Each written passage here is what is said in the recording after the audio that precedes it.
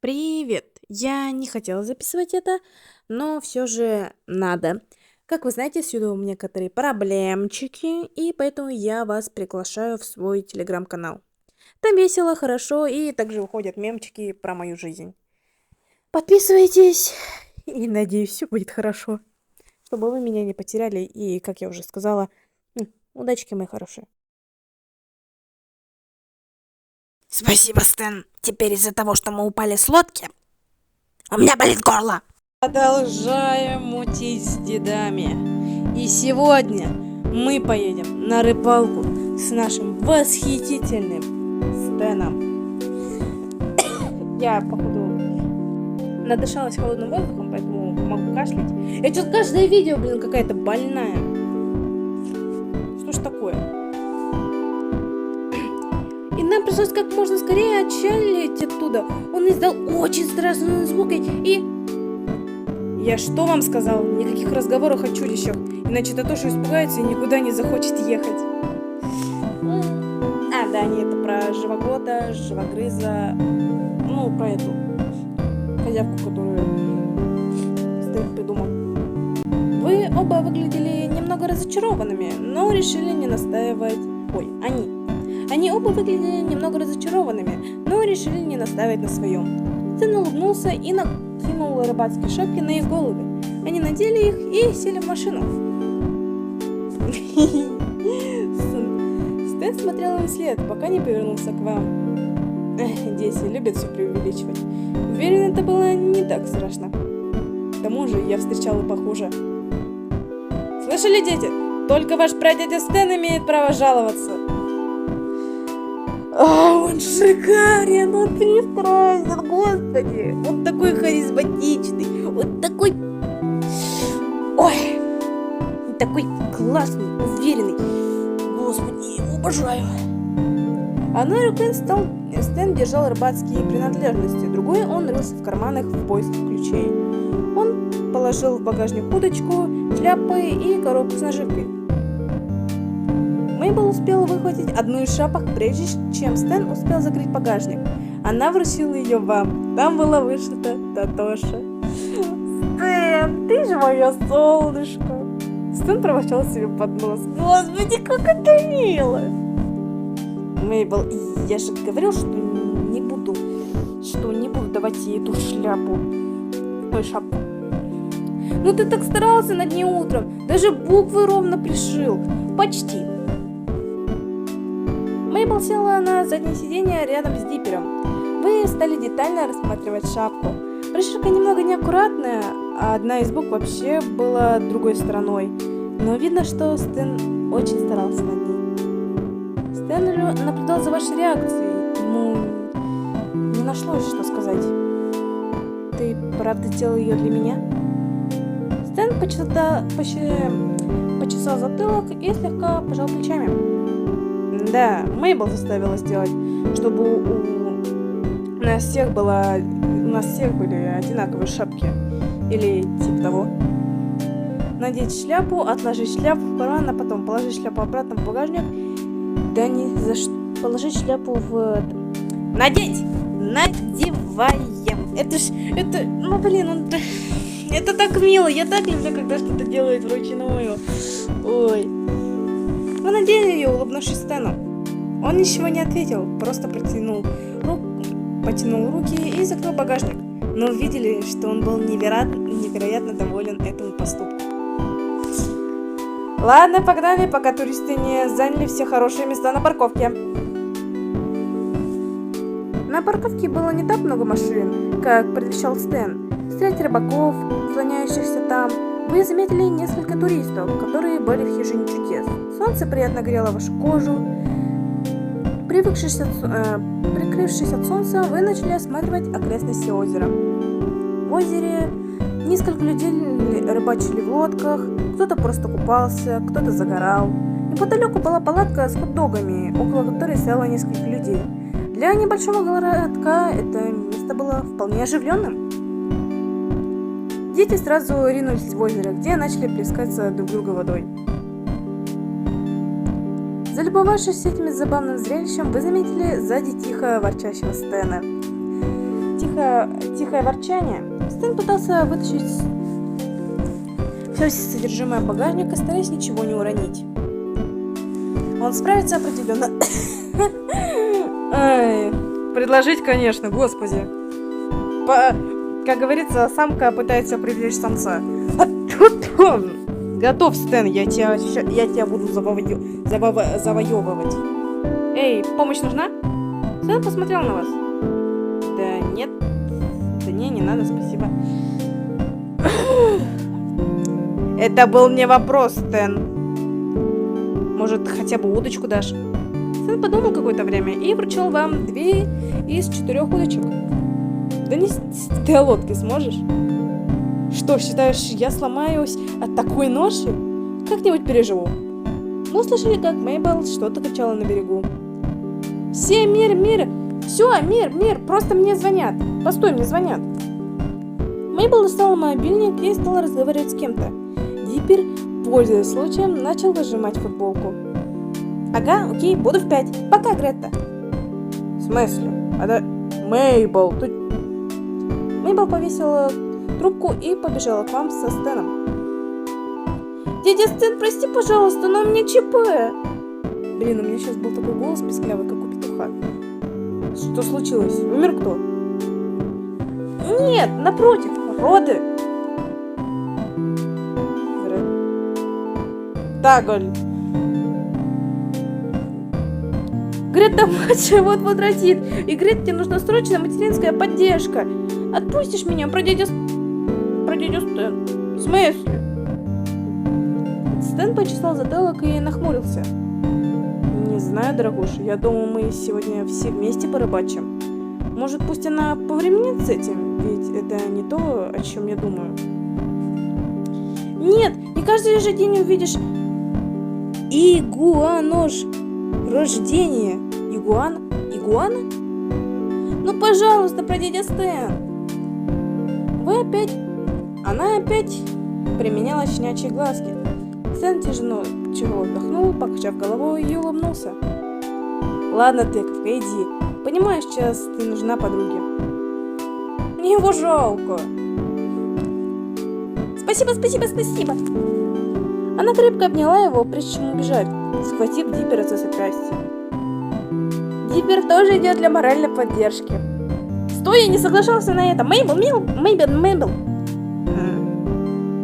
Я думаю, что пресмыкающиеся выплавляются из яиц. Я тоже, но черт побери, я видел вещи куда более странные. Лучше не спрашивай, малая. Пока вы всерьез задумались о физиологии родов у ящериц, в кармане зажужжал телефон. Это писала Мейбл. Хай, Татоша, я устроила для тебя целый день с дядей Стэном. Удачки.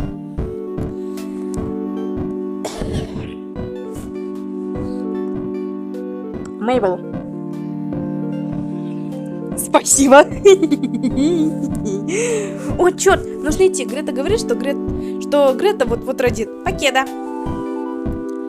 Ох уж этот маленький смышленый дьяволенок. Что-то не так? Не, просто Мейбл написала, что собирается прислать кучу фоток детеныша ящерицы. Ну, пойдем ловить рыбу, пока не стемнело.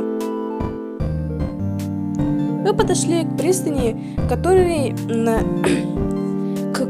на веревку был привязан довольно жалкого вида плот с большой черной надписью «Боевой Стэн». Там располагался небольшой ржавый мотор, выглядящий так, словно он в любую секунду мог развалиться на части. На боковой стороне лодки было что-то вроде наспех приклеенной запчасти. Осматривая плот все дольше, вы просто не понимали, как он все еще стоял на плаву. Стэн кинул в лодку 2 удочки с коробкой, наживки и жестом представил ее. Ну вот и она, красавица, не правда ли? Ну... У меня постоянно это... Поэтому... Вы посмотрели на Стэна, затем на лодку, затем снова на него. Она немного мелкая, не находишь? Стэн крестил руки. Что, не нравится... Что, не нравится моя лодка? Да нет, просто... Что вы скажете о ней? Спросить о вместимости, выразить сомнение о вместимости, выразить сомнение о безопасности. Если о безопасности, я думаю, выразить сомнение о вместимости. Или спросить о вместимости. Давай это. Знаешь, здесь места не очень много. Я бы не хотела случайно выбить тебе глаз удочкой. Стэн хоть и перестал хмуриться, но руки не разжал. Боевой Стэн много раз выдерживал Мейбл, Диппера и Зуса. Он постучал по борту ногой. Эта старушка как-то вместительнее, чем ты думаешь, поверь мне. Стэн первым залез в лодку и потянул руку. Когда вы залезли на борт, она стала опасно качаться, но Стэн держал вас крепко, так что вы без происшествий смогли встать. Воу, полегче. Не хотел бы, чтобы ты вымокла еще до того, пока мы не начали. Почему это звучит так двусмысленно? Видишь ли, у этой лодки немного сложная планировка, так что лучше сменить центр тяжести, чтобы она не перевернулась. Так, все, я выхожу. Стэн от души посмеялся, давая понять, что он просто пошутил. К вашему счастью, он все еще держал вас за руку, пока вы пытались встать ровно. Я просто дразню тебя.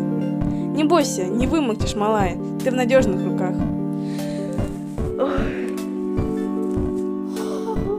Вот перемат, почему это звучит так? Почему это звучит так мило, господи?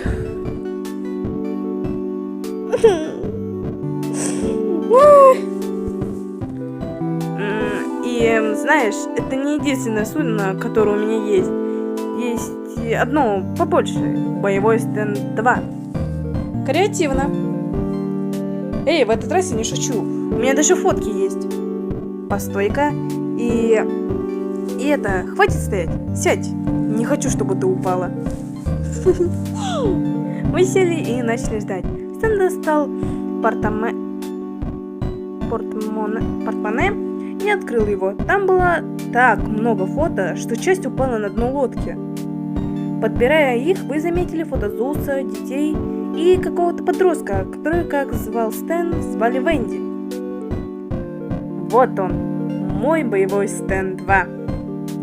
Стэн вручил вам фото, где он с Фордом гордо стояли на палубе куда более вместительнее, нового и безопасного судна, чем то, в котором вы находились сейчас. Локация была незнакомая, либо была ярким, голубым, безоблачным. Она очень выносливая, ни разу не подвела меня. Пока мы с Фордом не вернулись в Орегон, там пуф, она заглохла, пришлось отправить на ремонт. Не мудрено, она пережила много мореплаваний в экстремальных условиях. Поэтому-то и пришлось вернуться к этому боевому Стэну. Да, эта лодка тоже многое повидала. Но она надежная. Вот почему мне почему-то кажется, что эта лодка глохнет куда чаще. Да, совсем как Эль Дьябло. Много я с ним повозился, зато многому выучился, что делать под капотом можно, а чего нельзя. Он усмехнулся и потер руки, прежде чем потянуть ладонь. Видишь этот большой шрам? Прямо поперек ладони. Детям сказал, что получил его, когда отбирался от большого гризли. Видел это по их выражение их лиц? Думали, какой я храбрец. Я так люблю про это, господи. На самом деле, это ожог от двигателя. Получил, когда мне было 16. Думал, что сместить масло с заведенным мотором – это отличная идея. О боже, правда что ли? Должно было быть очень больно. Батя назвал меня идиотом за это, но мама меня мигом подлатала. Вы осознали, что все еще держали фотографии, перевернули их к Стэну, и они с трудом залезли обратно в портмоне. Эй, но оно Эй, а оно забито только твоими фото? Или там все ж... А там все же время от времени появляются деньги? Стэн посмеялся над вашим подколом. Не, только множество фотографий на память, чтобы ничего не забыть. Ладно, поехали. Стэн повернулся к мотору и начал заводить его. После нескольких рывков он завелся, выпуская густое облако дыма, от которого Стэн закашлялся и начал отмахиваться. Стэн пару раз хорошенько стукнул по мотору, и он перестал страшно кряхтеть, перейдя на более спокойное гудение. Он отвязал лодку от пристани, и вы ринулись вперед. Осматриваясь, вы заметили двух полицейских, что усадили вас за решетку и быстро ринулись на дно лодки. Стэн оглянулся, вопросительно подняв бровь. Ты прячешься от солнца или что? Нет, это же те два копа, что арестовали нас несколько дней назад. Стэн заметил их, так звонко рассмеялся, что вы вздрогнули. Ты про них? Глапсы и Дурлана? Говорю, они безобидны. К тому же, я думаю, что сегодня у них есть куда более важные дела, чем мы. Вы выглянули из-под борта, чтобы убедиться в сказанном. И действительно, двое полицейских сейчас были поглощены, казалось, забавным рассказом. Они носили друг другу солнечный крем. Это было мило. Вам стало значительно легче от этого, что они не собирались вас арестовывать. Слава Господу, в этой тюремной камере было так холодно, не хотелось бы туда возвращаться. Стэн согласно кивнул, открывая коробку с наживкой. Помимо нее там была куча крючков и запасных лесок. Он жестом попросил вас передать удочку, и через несколько секунд на конце вашей лески уже был крючок. А какую наживку предпочитаешь? Живую или искусственную? Искусственную? Да, блин, без разницы, давай. Ой. Искусственную. Понятненько. Сам я, конечно, больше люблю живую, но как-нибудь постараюсь переменять тебя на свою сторону. Стэн вытащил из ящика блесну, насадил ее на крюк и вручил вам назад удочку. Вы двое ждали улов в тишине. Вы решили окинуть взглядом остальных людей, которые были на озере. То ли Стэн заметил, что вы делали, то ли он просто хотел нарушить молчание, но он начал указывать на каждого человека, называя их имена и краткие сведения. Вы понимали, что они основаны исключительно на его мнении, поэтому не считали их полезными, но старались запомнить имена. Тем не менее, улов был на удивление очень большим. Вам удалось наловить даже больше Стэна. Он ссылался на то, что удача ему вот-вот улыбнется, поэтому и не обращал внимания на разницу в количестве. Серьезно, в любой момент. Он все еще где-то с минуты смотрел на озеро, затем откликнулся назад, вздохнув. Думаю, нужен небольшой перерывчик. Что скажешь? Пытаешься избавиться от меня, чтобы получить преимущество? Эй, если ты здесь сляжешь, это будет на мне, малая. Точно не хочешь передохнуть? Ладно, дашь мне тогда бутылку? Стэн наклонился к одной лодке, чтобы взять две бутылки. Улыбаясь, он бросил вам одну в руки. Вы отвинтили крышку и начали жадно глотать воду. Сейчас вы почувствовали, насколько сильно у вас была жажда. Стэн открыл свою бутыль и начал пить еще более жадно. Часть воды...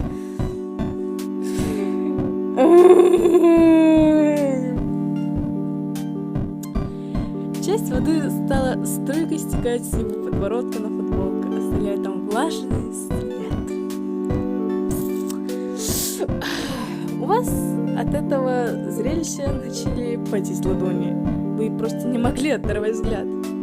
Стэн заметил, что вы уставились на него, и сглатывая убрал бутылку, слезав остатки воды с губ. Мне в комментариях написали кое-что. Что в следующей части, в следующих прохождениях Я буду смеяться еще сильнее, и мы вас ненавидим, Робби. Если автор этого комментария смотрит, у меня уже есть догадки. Нет, я хочу. Ну, ёшкин ты картошкин. Я не хочу, смотри. Я не хочу это читать. Я не хочу читать это вслух, если это будет. Ладно, успокойся. Мы пересеклись взглядами и просто смотрели друг на друга. Он снова облизал губы. В этот раз медленно, будто намеренно. Стэн, хватит меня соблазнять! Тишину нарушил рев моторной лодки, которая неслась с бешеной скоростью. Для этого маленького озера вы хотели было показать водителю один грубый жест, но Стэн схватил его за руку и закричал: «Берегись!» На вас надвигалась волна, созданная от катера. Когда она ударилась об вашу лодку, вы перевернулись и упали в воду вместе с рыбой и со всем остальным. Вода была ледяной и очень горькой, и несмотря на это, вы не могли выплыть. Вы мгновенно выплыли. Вас все еще бросало в дрожь от холода. Все, что было на борту, давно утонуло. Лодка правее от вас вверх дном качалась в волнах. Блин, у меня дыхания не хватает. Почему, когда я читаю какие-нибудь такие станки со Стэном, мне почему-то постоянно пропадает дыхание? Лодка правее от вас вверх дном качалась на волнах. Вы подплыли и крепко схватили за нее, стараясь отдышаться. Вы услышали, как сзади вышел на поверхность Стэн и, ворча, тоже плыл к лодке. Он начал очень культурно выражаться по отношению к провинившимся. Некоторые ругательства вы дальше не знали, но сделали пометку, чтобы приберечь такие словечки на потом. Для потомства.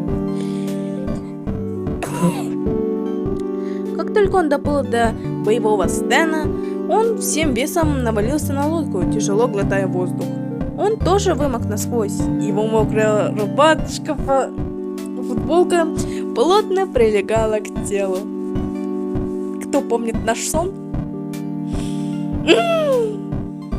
Вы опять не могли оторвать взгляд от его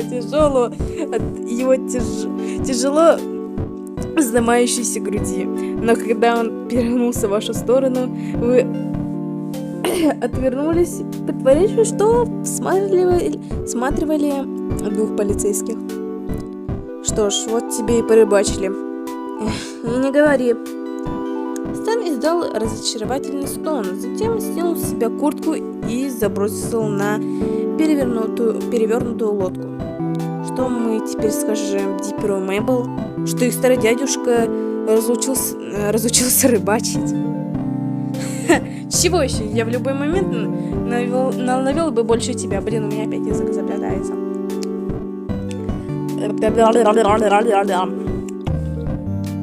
Хотела бы сама в этом убедиться.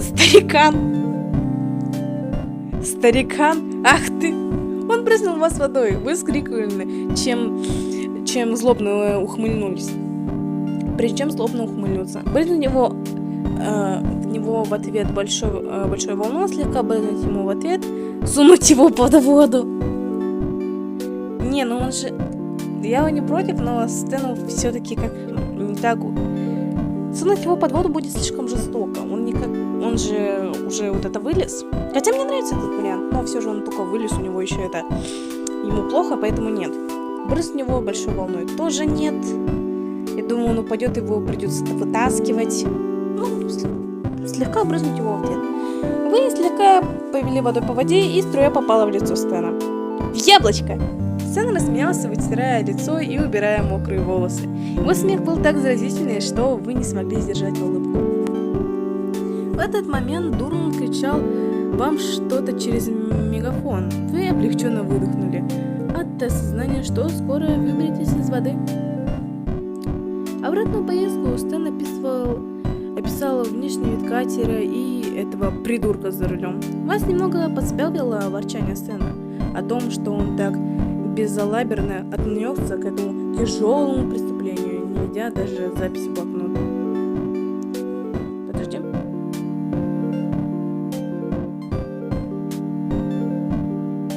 Да, когда мы это наш полицейский забрали. Если я не поняла. Назад мы вышли довольно вымотавшимся.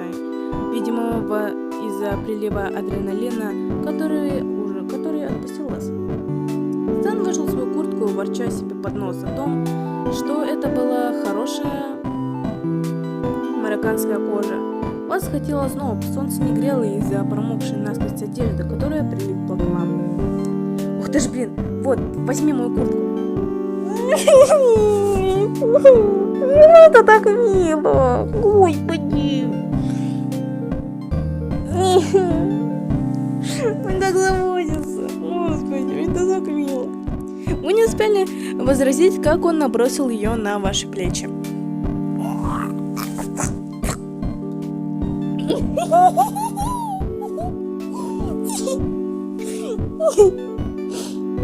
Смотрите.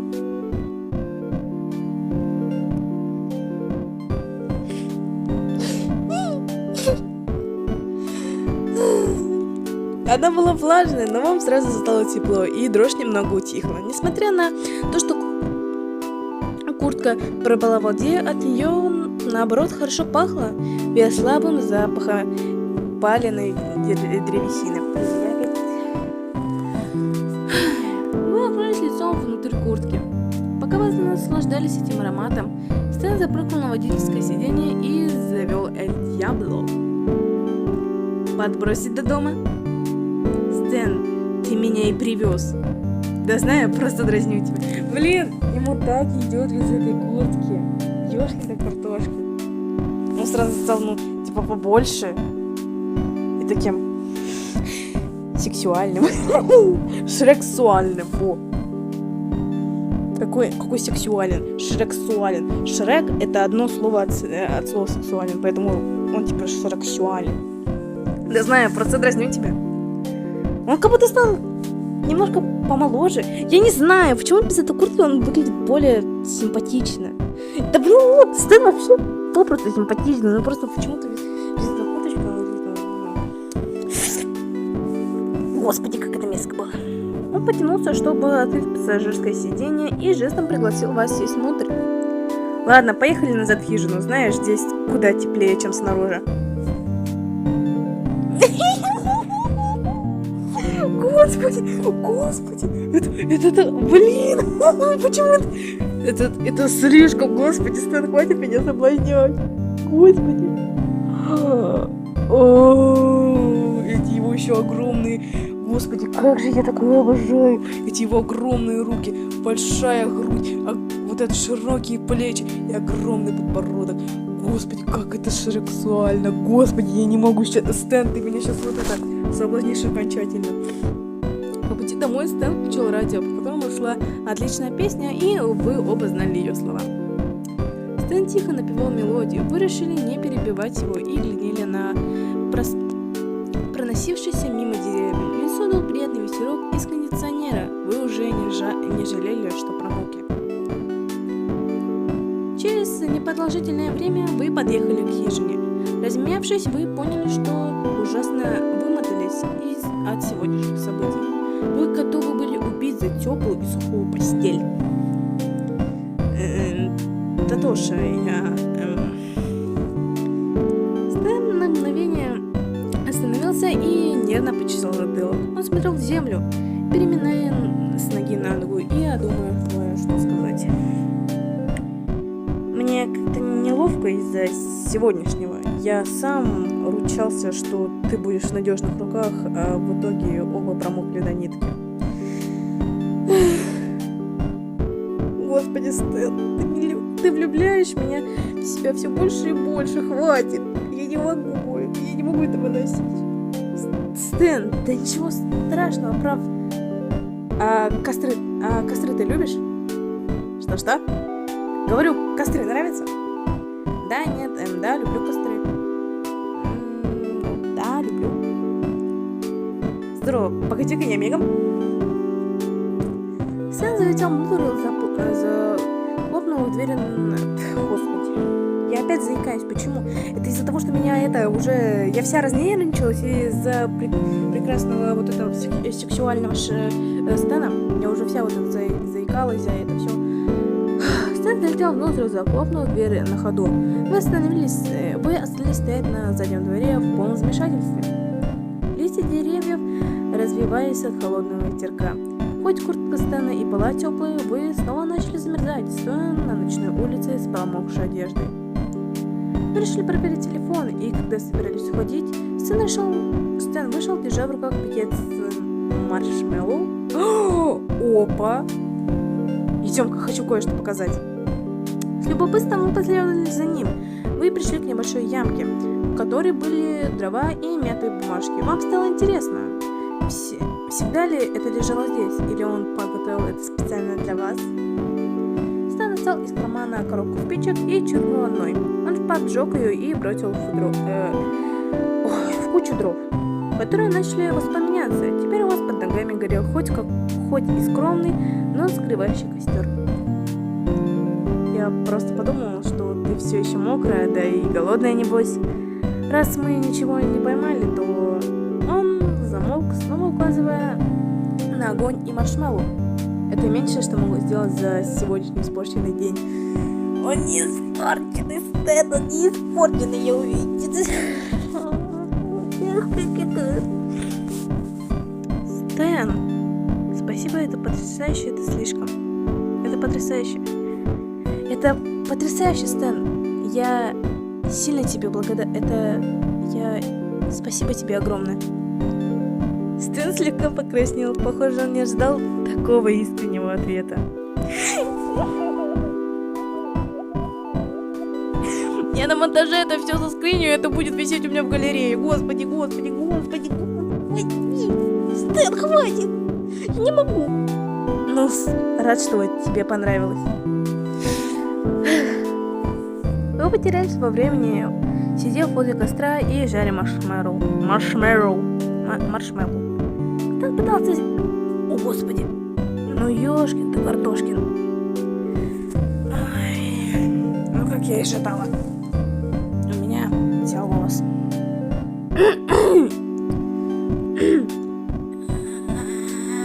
Ну, ёшкин ты, картошкин.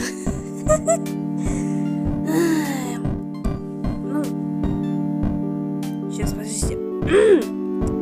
Вы пытались съесть как можно больше, иногда не дожарив их до конца. Вы, наоборот, сошли несколько, что даже Стей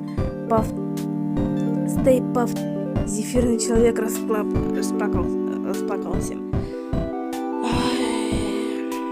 Ну, я думаю, на этом можно закончить. О, ну что такое? У нас только начался прекрасный вечер, а у меня это голос.